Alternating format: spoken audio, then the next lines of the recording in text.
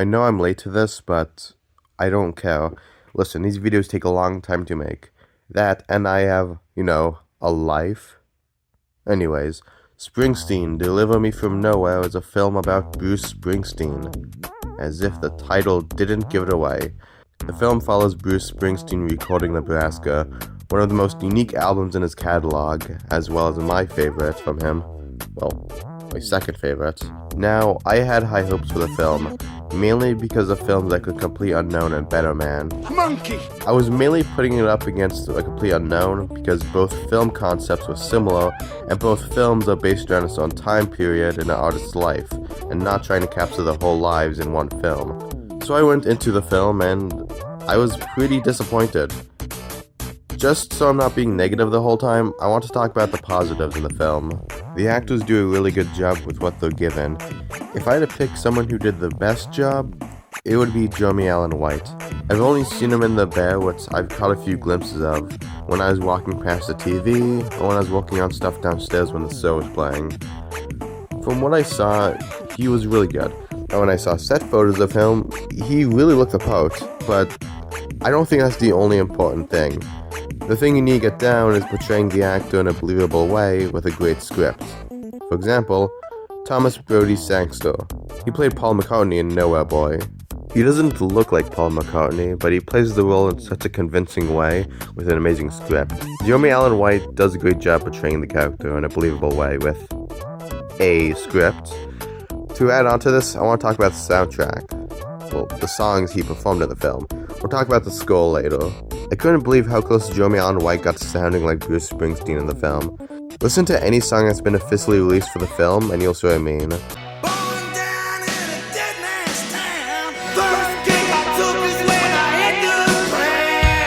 There are three ways a biopic can depict the singing of an artist. 1. Use the original vocals from said artist. In Bohemian Rhapsody, Rami Malek doesn't use his real singing voice, but the voice of the real Freddie Mercury. The problem with this is, listen to the voice of the actor. We could all murder each other, but then who would be left to record this album? And then the artist's original vocals. It's really jarring. The second way is to have the actor sing. This is what A Complete Unknown does. Timothy Chalamet uses his real voice, even though he doesn't really sound like Bob Dylan. Hey, Mr. Tambourine Man, play a song for me. Hey, Mr. Tambourine Man, play a song for me. You can really believe the performance because it doesn't sound jarring like in Bohemian Rhapsody. The third option is a mixture of the two, which is to combine the vocals. In Love and Mercy, Paul Dano uses his real singing voice, but it's blended in with the real vocals of Brian Wilson, which gives you the best of both worlds.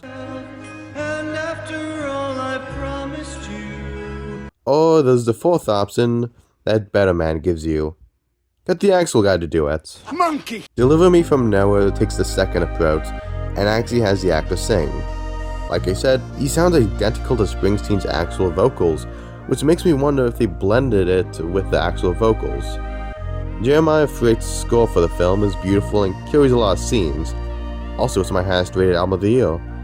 Besides for Better Man, I'm Not There in Love and Mercy, I've never seen a biopic so well shot. There are multiple shots in this film which look so amazing. There are also some great moments in the film. One of my favorites is when we see Bruce Springsteen listening to Frankie's Teardrop from a band with a name I can't say on YouTube.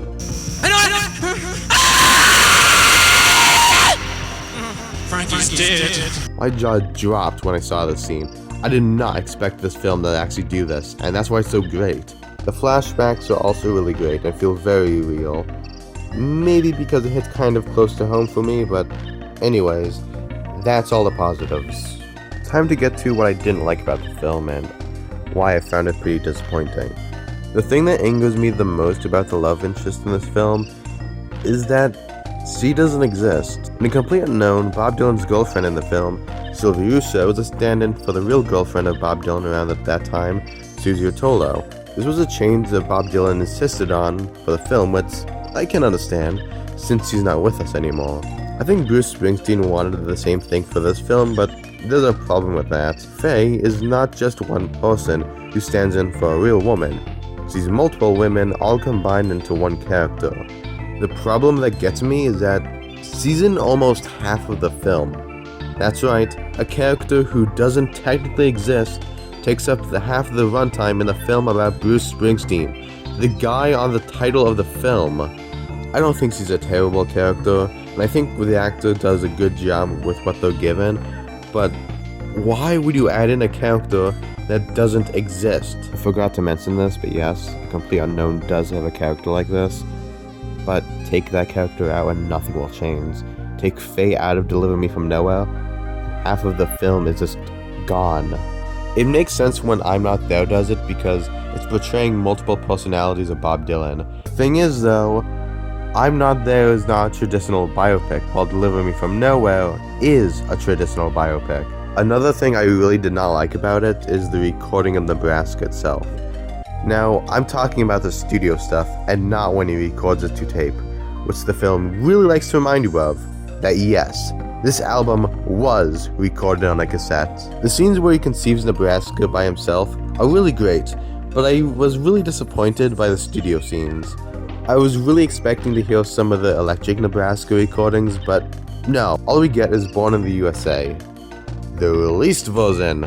For context, Bruce tried recording Nebraska with the E Street Band, but he didn't like how they came out. For some reason, the film briefly says this and chooses not to show it. You want to know what came out the same day this film came out? Nebraska 82. What did it have? Electric Nebraska. With how similar Joni Allen White's vocals are, they could have easily played the audio over them while pretending to play it like Motley Crue does at their live shows. I wish they played the electric version of Born in the USA at least, and not the released version.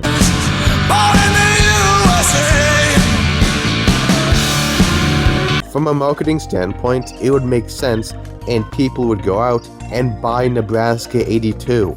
Anyways, the side characters are well acted but feel very hollow.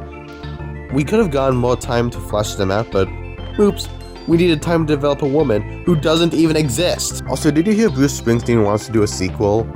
About what? I won't get into this because this is outside what the video is about, and it would turn into me proposing sequels on A Complete Unknown. I'd also like to mention that the film kind of downplays the release of Nebraska. The film cuts to finally releasing Nebraska to 10 months later, where Bruce is back on tour, so we watched a whole film about the making of an album, but we didn't get to see its release. It's like if A Complete Unknown had Bob Dylan release Highway 61 and said, it was released, and people liked it. You know what? At least that gives you a bit more than Deliver Me From Nowhere gives you about the release of Nebraska. Also, I want to mention something that's really weird.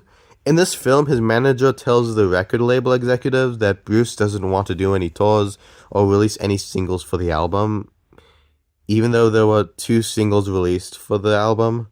Those songs being Atlantic City and Open All Night. In the end, Deliver Me From Nowhere, Springsteen, Deliver Me From Nowhere, is a fine film.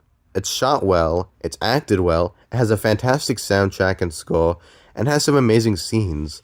Sadly, there's a lot of stuff in this film that's really disappointing, with the side characters not getting a lot of development, and a character that never existed getting more development, for some reason. Anyways, did I hate this film? I don't really know. There's a lot about this film I like, but a lot I hate about it too. It's a real mixed bag. Now, if you don't mind, I'm going to listen to Born to Run for the 5th time today.